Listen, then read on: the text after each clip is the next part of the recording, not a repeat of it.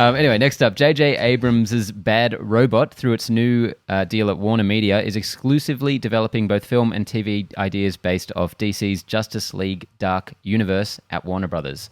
So this is interesting timing for this announcement, I feel, just because I never thought I would see, like, JJ's been... The worst you could say about him is he's maybe a slightly divisive figure, but he's been pretty well received as a producer and director over the years. But right now, he's probably in his lowest point after this new Star Wars film. 100%. So was his people were a bit iffy on him after the second Star Trek. Oh yeah, that's probably rivals this period. Yeah, I wouldn't say that movie had as much exposure as this, though, or as much expectation. Yeah. Whereas this is one of the, the big things in the world, and everyone's kind of like, it's like such a weird position because everyone, well, I mean, there was a vocal group who hated the last one so much, and now there's so many people who hate this one as well, and some people are converting to like the last one now and hate this one. That's been the weirdest thing. It's like so many people hated... Not many, I assume. Yeah, but so many people hated The Last Jedi, and then when this came out, they were like, I can't believe you didn't expand upon The Last Jedi. And I'm here sitting thinking, like, I agree with you, but where the fuck were you like a year ago? So anyway, interesting start point for this project, which is in very, very early days. But George, I know you and I both at least love the concept of Justice League Dark. Guillermo del Toro tried to get one going a few years back. And I generally do really like Bad Robot's output. So I think this is a really cool thing. I'm trying to think what Bad Robot has done over the years. I mean, he's produced quite a bit. Outside of, the normal JJ Productions and the Roboto. Well, it would all be JJ Productions because that's his production. All the JJ company. stuff, the Cloverfield. Matt Reeves. He's done a few things with. Matt Reeves stuff, yeah. A lot of small Mission stuff. Impossible. Overlord, I think, was them. Listen, I think the thing with Overlord. Okay, see, I didn't love Overlord, but there's that stamp of approval, right? It's always going to look good. It's going to it's going to be the box. A funky little genre piece that other companies may not be producing so much. But it may have a little bit of its soul sucked out of it. It might be a little mystery boxy one note. Yeah, it might not have the nuance that you're looking for. So I go in with, like, I think this sounds awesome.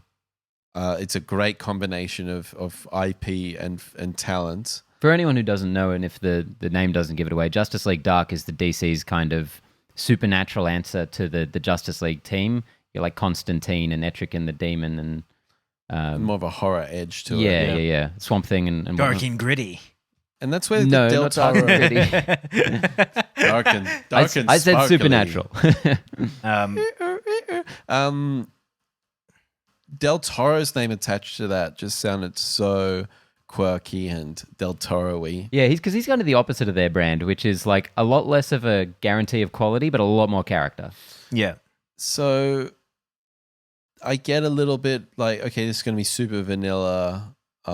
Is it going to have that like edge that I want from a Justice League Dark? Maybe not. The way that I look at it, you're probably going to get the same quality of sheen on it as you would have gotten with a Snyder film.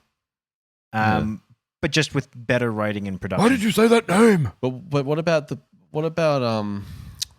who was it? Was it Roberto Orci who went to the Mummy remake? No, that was the other dude. the other guy. The other dude. Yeah. The other dude in the duo. That was a similar kind of thing. Like IP, the Bad Robot alumni attached to it. Obviously we can't put all the blame on him. Like, listen, I'm saying don't be surprised if we get that. If Tom Cruise's mummy turns up in this. It's more of if you think about it, that would probably be better than, like, if you look at Batman vs. Superman and you look at that universe. I'll watch Batman vs. Superman 10 times more over my lifetime than The Mummy. I will never see The Mummy again. Batman vs. Superman what, seriously? Definitely had a vision to it, at least. Batman vs. Superman, it's a train wreck of interest. It didn't mammoth proportions. Yeah, it felt less like there was, studio executives trying to smooth over the edges of it. Like, that was a fucking weird movie for a major release like that. You've turned me around on this.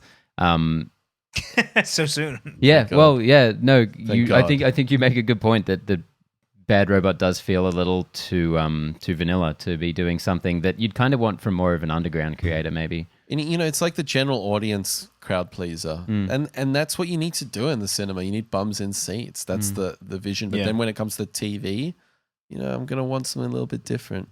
I hope they kind of go more of the TV route because I really liked what they did with Swamp Thing on TV, even though they cancelled it after the first episode aired. But then they referenced it in the Crisis on Infinite Earths recently. They were showing all the different universes, and they showed it in there. What is the point of doing that? Yeah, I know. Why do you let put it that press air? Let release? people talk about it. Gauge it. You've sent all that capital. It's coming out anyway. We talked about this on the show. Apparently, it's like a reflex move because there was some weird tax stuff going on. But oh, really? Who knows? Maybe it'll continue in some form. Maybe that version of it will somehow leak into one of these things. But yeah, who can say? Anyway, Warner Brothers is all over the place right now because they're working with HBO Max as well, that new platform that's launching. They got like a Green Lantern show. To hold on to that. Greg Berlanti.